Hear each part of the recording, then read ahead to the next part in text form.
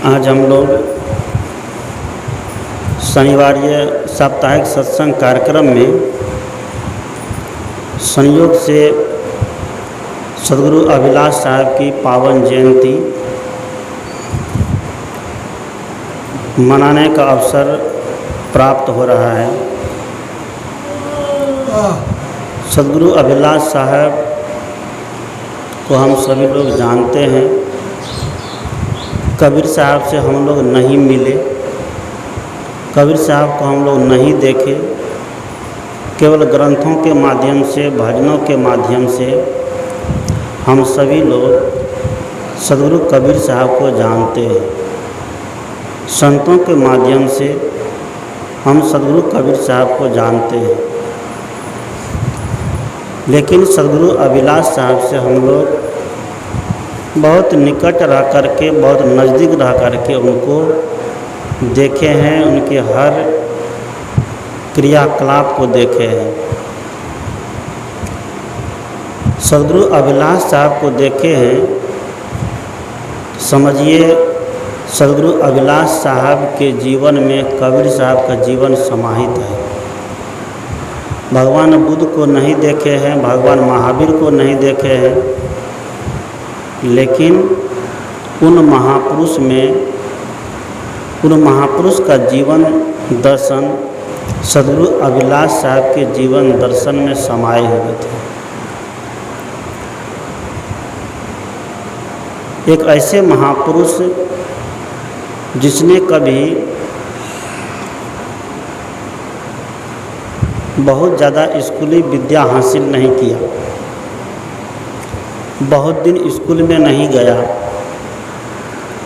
दूसरी कक्षा तक जिसकी पढ़ाई हो उसमें भी आधे वर्ष 6 महीने पहली कक्षा में और 6 महीने दूसरी कक्षा में, यही उनकी पढ़ाई है।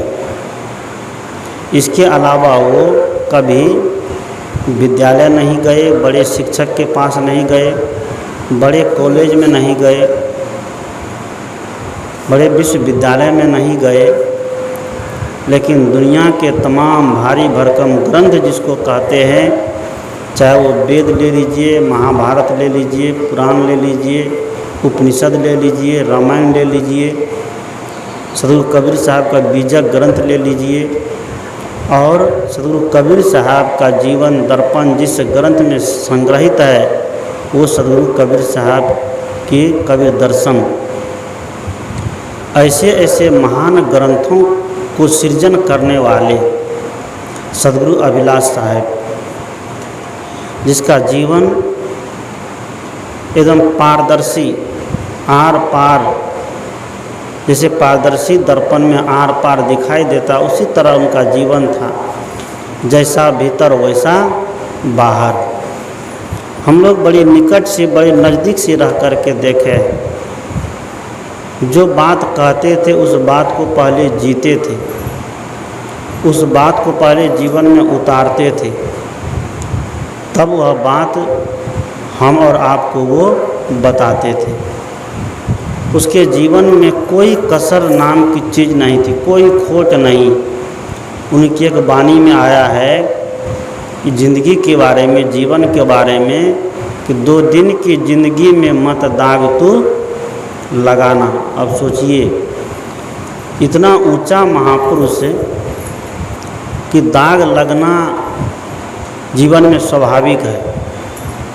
कितने बड़े महापुरुष हो जाए, कितने बड़े ज्ञानी हो जाए, फिर भी उसके जीवन में कोई न कोई त्रुटि रह जाती है।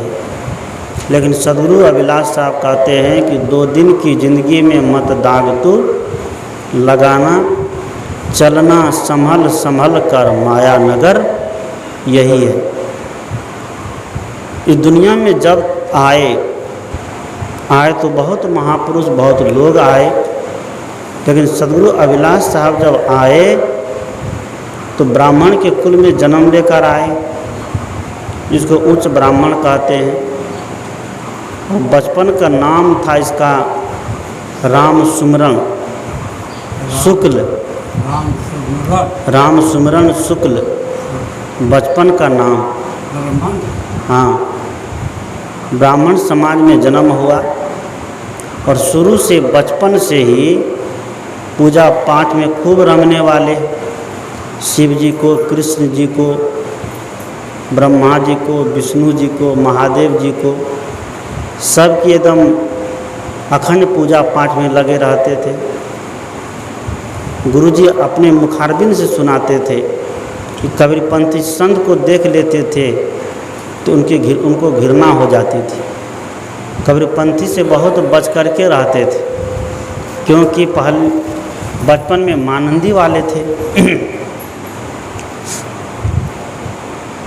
कबीरपंथी संत को देखते थे तो देखने मात्र से उनको घृणा हो जाते थे। लेकिन धीरे धीरे संतों का आना जाना चालू हुआ, संतों का संपर्क चालू हुआ। घर में रह कर के गीता का, भागवत का, पुराण की कथा कहते थे, बैठ कर के सबको सुनाते थे वह कथा। और जो इतने मानंदी में लगे थे तो संत अगर उस पर कटाक्ष करेंगे तो उनको बुरा तो लगेगा ही। कबीरपंथी संत जब ये सारी बात को कटाक्ष करते थे, अंधविश्वास पाखंड का, तो बुरा तो लगता ही होगा। लेकिन धीरे धीरे जब संतों का संसर्ग मिला, जब संतों के साथ उठना बैठना आना जाना प्रारंभ हुआ, तब जाकर के कहते हैं कि उनकी दृष्टि बदल गई। उनकी दृष्टि ऐसी बदली तो ऐसी बदल गई कि अपनी दृष्टि के साथ साथ संसार के बहुतों की दृष्टि को बदल दिया। एक बहुत अच्छा खासा साधु समाज दिया और व्यवस्थित साधु समाज। आज भारतवर्ष के किसी भी आश्रम में वैसा साधु समाज देखने को नहीं मिला। इतनी बड़ी श्रृंखला उसके पीछे, इतने विरक्त संत उनको लेकर के हुए, बाल ब्रह्मचारी संत उनको लेकर के हुए, एक बहुत बड़ा समाज तैयार हुआ। सद्गुरु अभिलाष साहब भारतवर्ष के विभिन्न प्रांतों में सत्संग करते हुए जब वर्षावास में, चतुर्मास में आश्रम में रुकते थे तो अपने से हम लोगों को पढ़ाते थे। बीजक ग्रंथ पर अपनी विचार देते थे, उपनिषद पर, रामायण पर, महाभारत पर, इन दुनिया के तमाम जितने ग्रंथ है, दर्शन क्षेत्र है, जितने दर्शन है, सारे दर्शनों के ऊपर अपने विचार देते। ऐसा लगता था कि सच में हम लोग कहाँ गुरुकुल में साक्षात गुरु जी के सामने बैठ कर के विद्या अध्ययन कर रहे हैं। प्राचीन समय में जो ऋषि महर्षि के गुरुकुल हुआ करते थे कि बच्चे गुरुकुल में रह कर के ब्रह्मचर्य व्रत पूर्वक गुरु जी की सेवा करते थे और गुरु जी के आज्ञा अनुसार चलते थे, साधना करते थे, ध्यान करते थे। तो वैसा माहौल हम लोगों को वहाँ देखने को मिला। जब संतों की दृष्टि पड़ी तो विचार बदल गए, संतों का आना जाना हुआ, विचार बदल गए। सद्गुरु कबीर साहब का बीजक ग्रंथ हाथ में आया। बीजक ग्रंथ का अध्ययन करते करते पीछे की जितनी भ्रांतियाँ थी, सारी भ्रांति क्या हो गई? टूट गई, समाप्त हो गई, ख़त्म हो गई। और सद्गुरु अभिलाष साहब कहते हैं कि 1933 ईस्वी में उसका जन्म होता है। कितना? 17 अगस्त 1933 को, जिसको लेकर आज हम लोग जन्म जयंती और जन्मोत्सव में हम लोग भाग लिए हैं। 17 अगस्त 1933 को उसका जन्म होता है।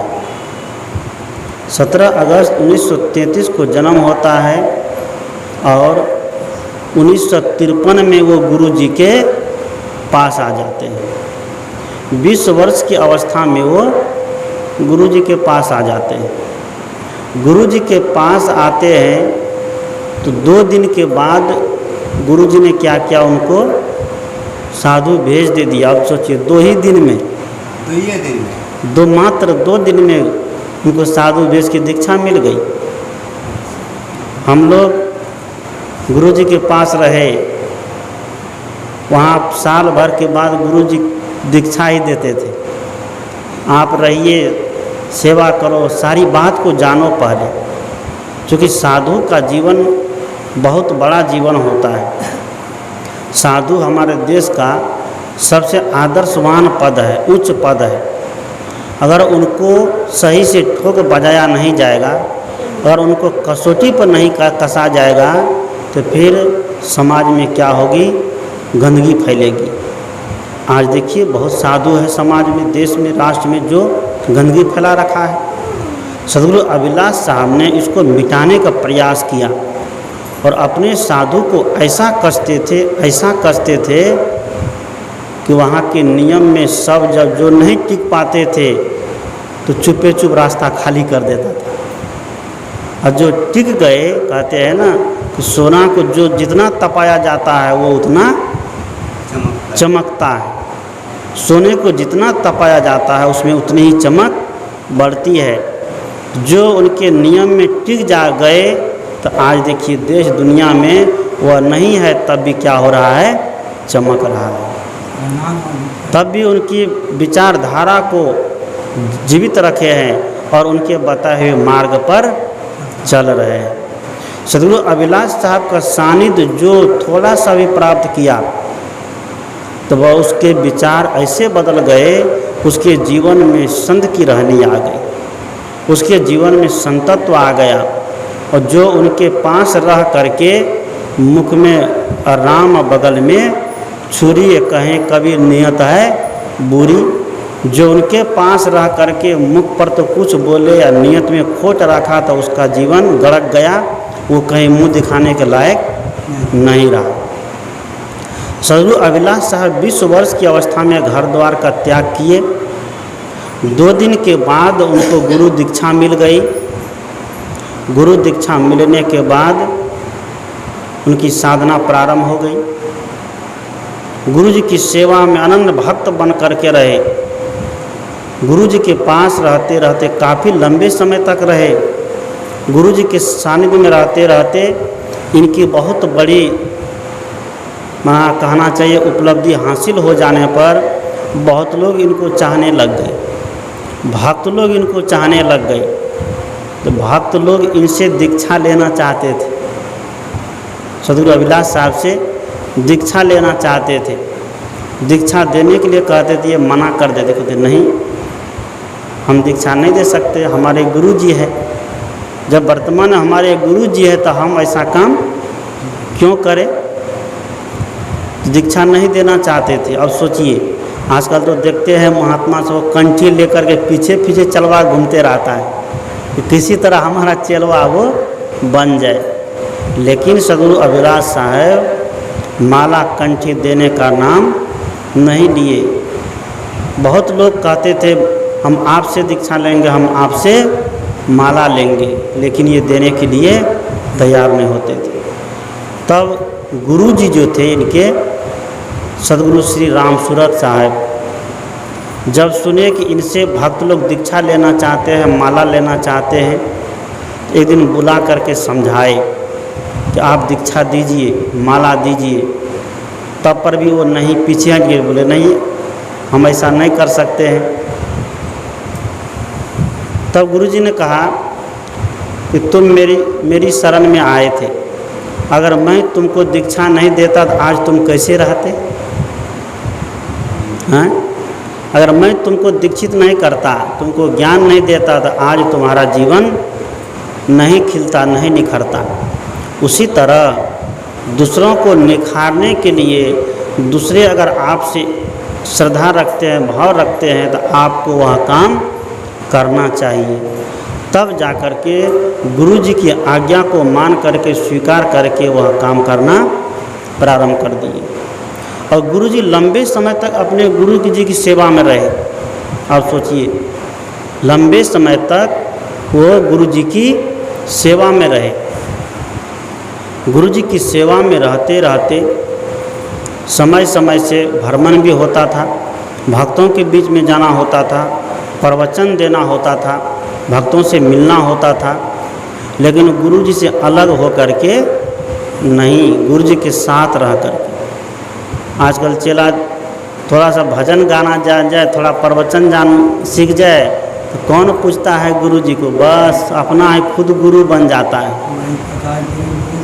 गुरु गुड़ रहता है, चेला मिस्त्री बन जाता है। वो सोचता है कि अब हम दुनिया को चेताने वाले हो गए हैं, दुनिया को ज्ञान देने वाले हो गए हैं, लेकिन सद्गुरु अभिलाष साहब ऐसा नहीं किए। जब तक गुरु जी का आदेश नहीं मिले तो कहीं वो बाहर नहीं निकले। गुरु जी की आज्ञा से कहीं आते थे, कहीं जाते थे। ऐसा उनका जीवन था, ऐसी उनकी दिव्य रहनी थी। गुरु के प्रति इतना समर्पण, इतने बड़े महापुरुष होने के बाद भी, इतने बड़े विद्वान होने के बाद भी वह अपने गुरु जी से कभी अलग नहीं जाना चाहे।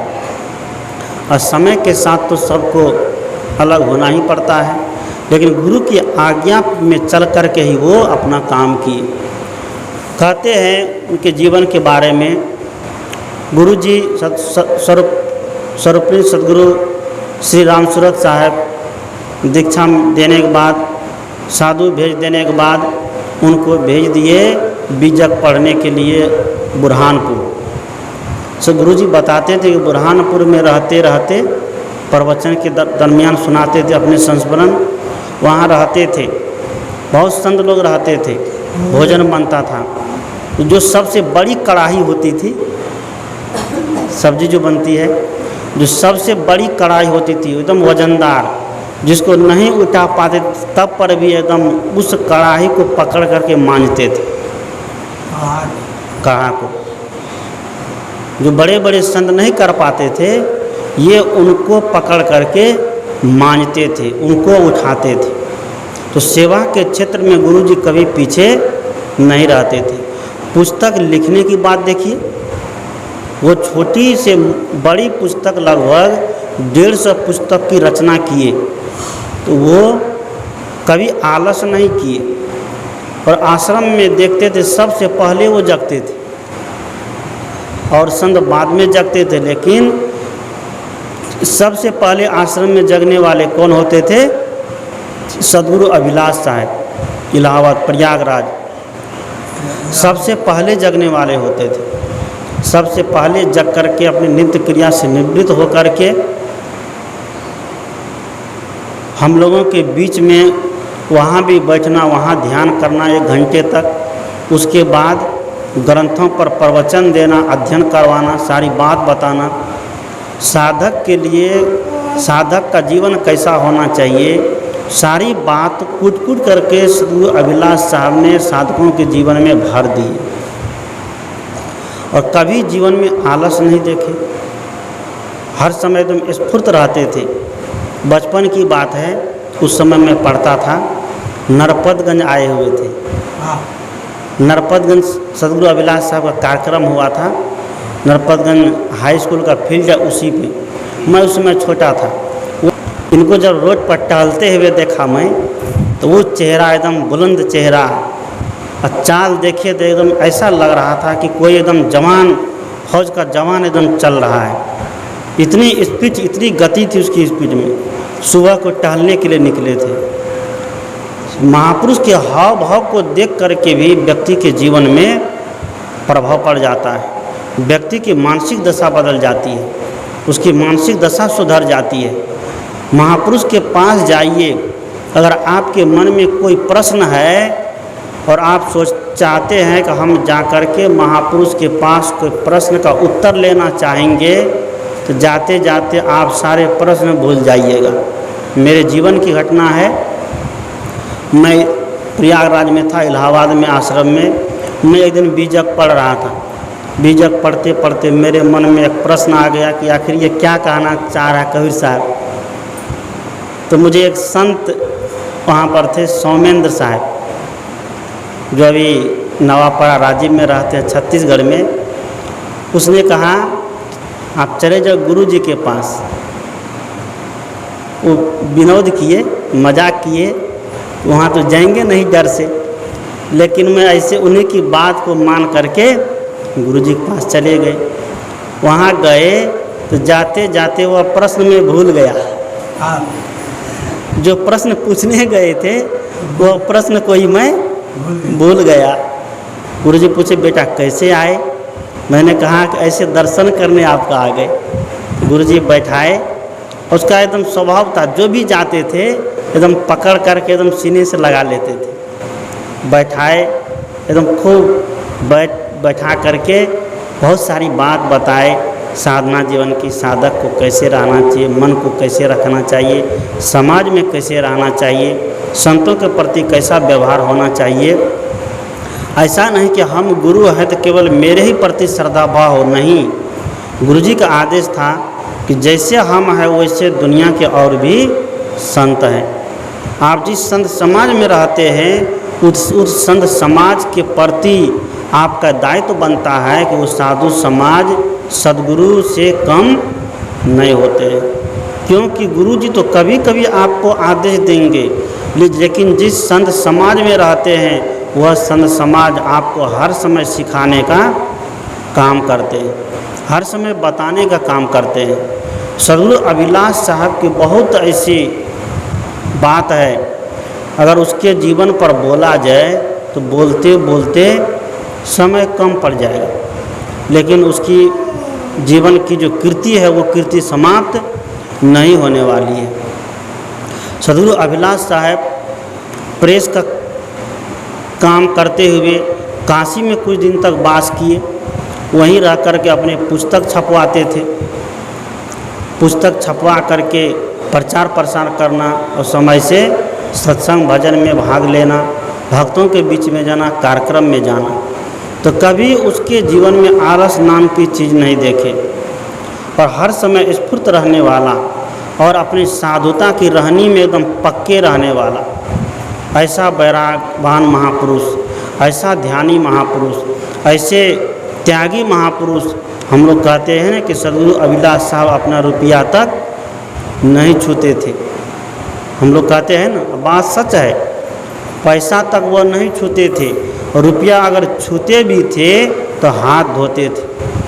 क्या मजाल है कि उनके बिस्तर पर कोई रुपया रख देते थे। हम लोग रुपया को तो पॉकेट में रखते हैं, लक्ष्मी मानते हैं। हम लोग रुपया को क्या मानते हैं? लक्ष्मी मान करके पॉकेट में रखते हैं, और कहीं रुपया पैर के नीचे चला जाए तो बड़ा एकदम अपशकुन मानते हैं कि लक्ष्मी पैर के नीचे चली गई। लेकिन सद्गुरु अभिलाष साहब कभी रुपया को हाथ तक नहीं लगा रहे। शिष्य लोग थे, हम लोग करते थे और संत लोग रखते थे, संभालते थे। वह केवल त्याग की मूर्ति थी, और जिसके जीवन में त्याग आता है तो उसके जीवन में कोई चीज़ की कमी नहीं रहती है। गुरुजी कहते थे कि एक बार स्टेशन पर थे, चोर सब ने सोचा ये तो महात्मा है, महात्मा को रुपया बहुत मिलता है। तो चोर सब ने क्या किया, गुरुजी का झोला चुरा के भाग गया।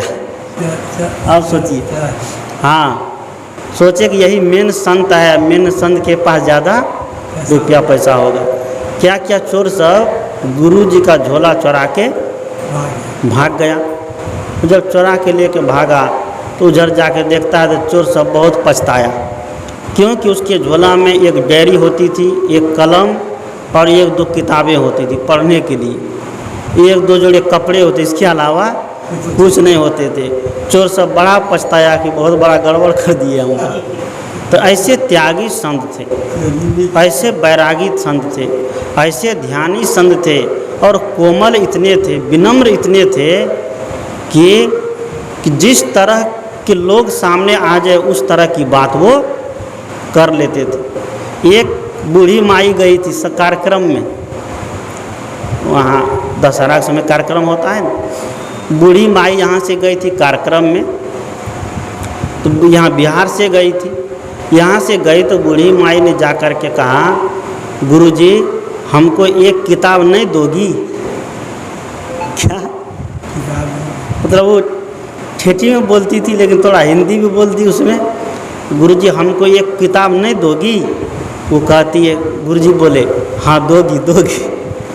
यानी गुरुजी सोचे उनको उसी भाषा में उत्तर दे देते हैं। तो ऐसे विनोदी स्वभाव के गुरु जी थे। जब सबके संतों के बीच में बैठते थे, कोई न कोई बात को लेकर के खूब जोर से हंसते थे और ठठा के हंसते थे, सबको हंसा देते थे। ऐसा दिव्य उनका जीवन था।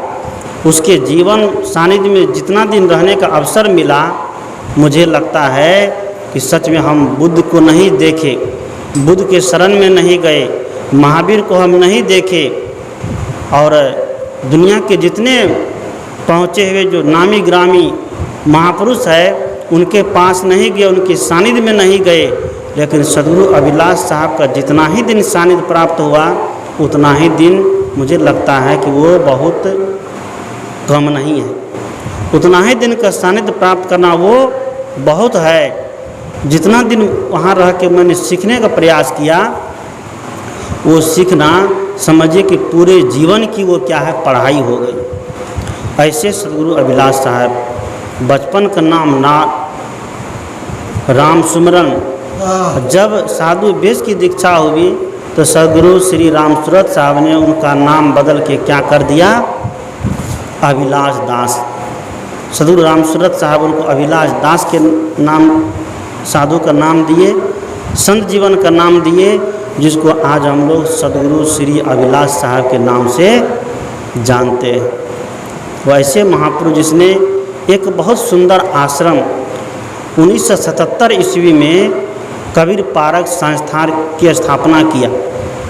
अब सोचिए, 1977 ईस्वी में कबीर पारक संस्थान प्रयागराज इलाहाबाद में प्रीतम नगर में उनका स्थापना करके एक संतों का बहुत बड़ा समाज दिया, जो आज तक वो चल रहा है।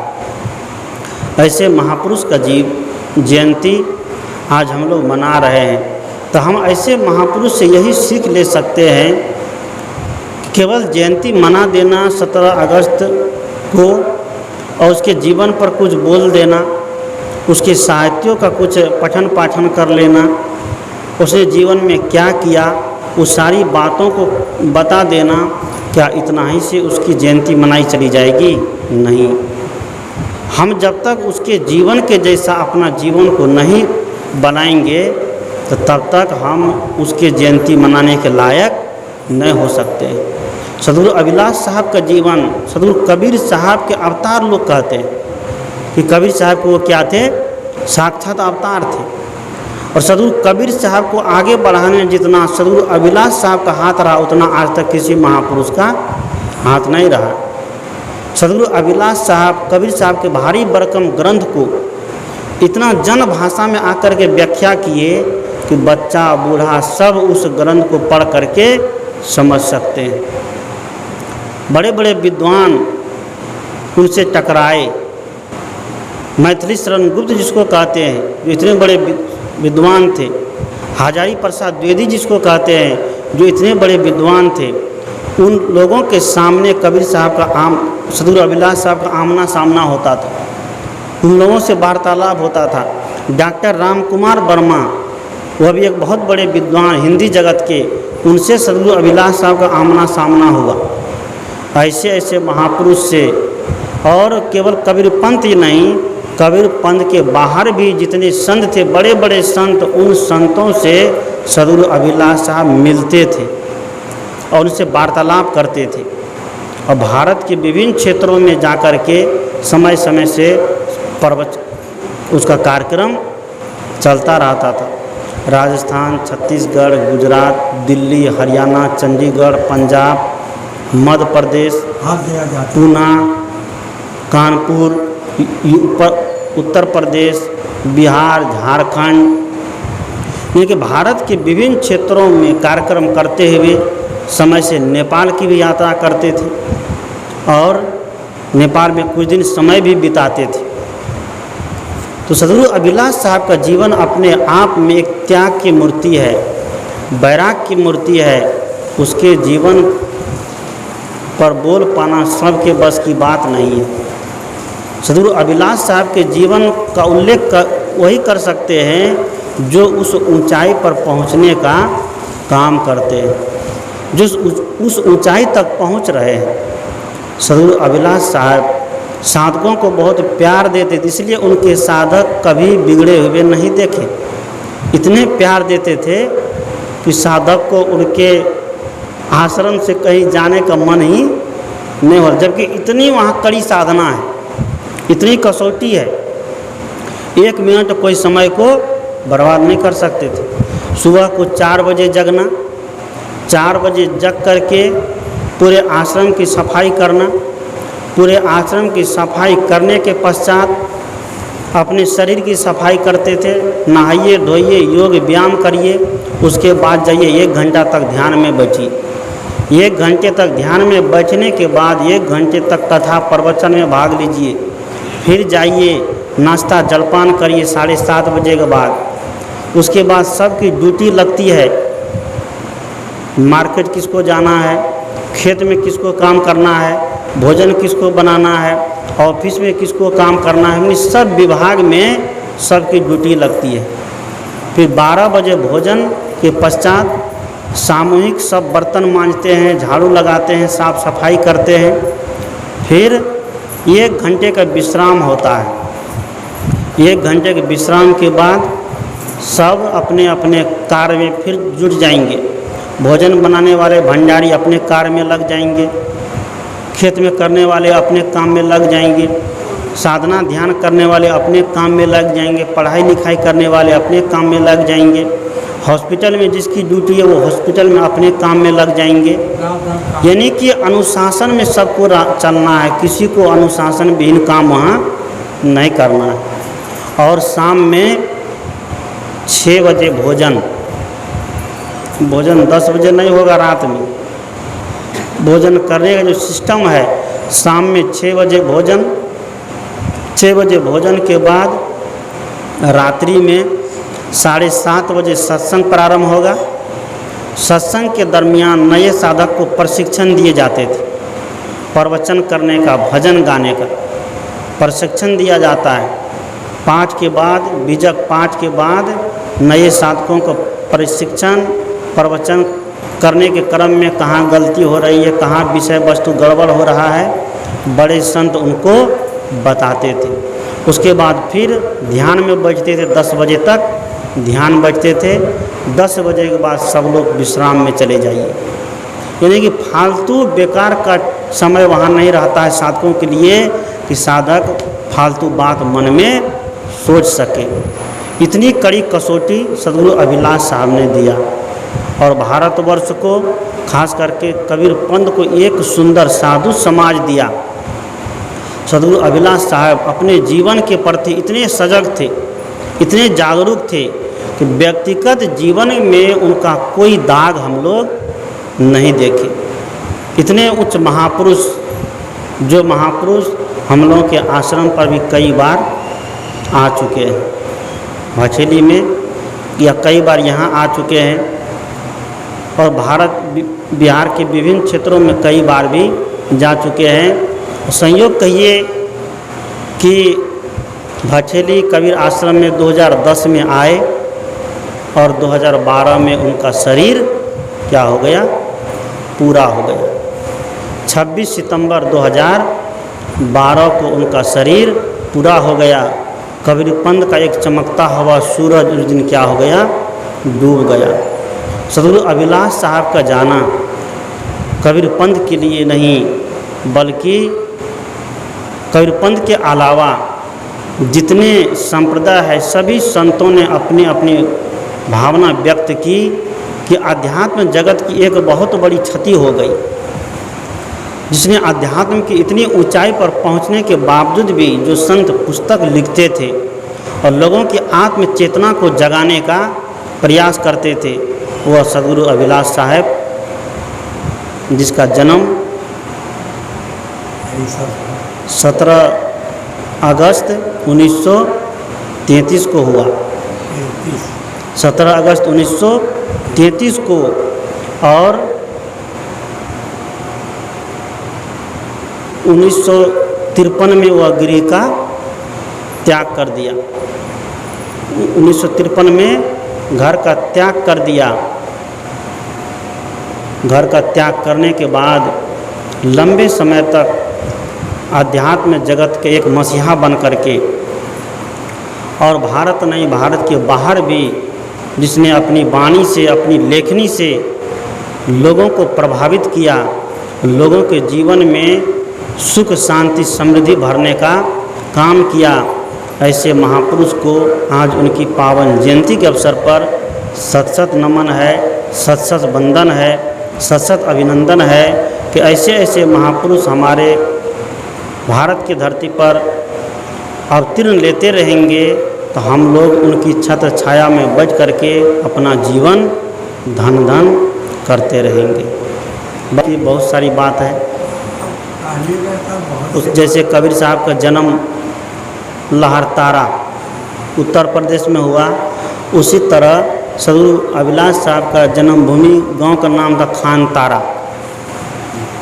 क्या? खानतारा। कबीर साहब का जन्म हुआ लहरतारा में और अभिलाष साहब का जन्म हुआ खानतारा में। उसके गांव का नाम था खानतारा, उत्तर प्रदेश के बस्ती जिला। बस्ती जिला। हाँ, खानतार बस्ती जिला। हाँ, अब उसको सिद्धार्थ नगर जिला के नाम से जानते हैं। उत्तर प्रदेश में जो सिद्धार्थ नगर जिला है, अब वह जिला सिद्धार्थ नगर के नाम से जाना जाता है।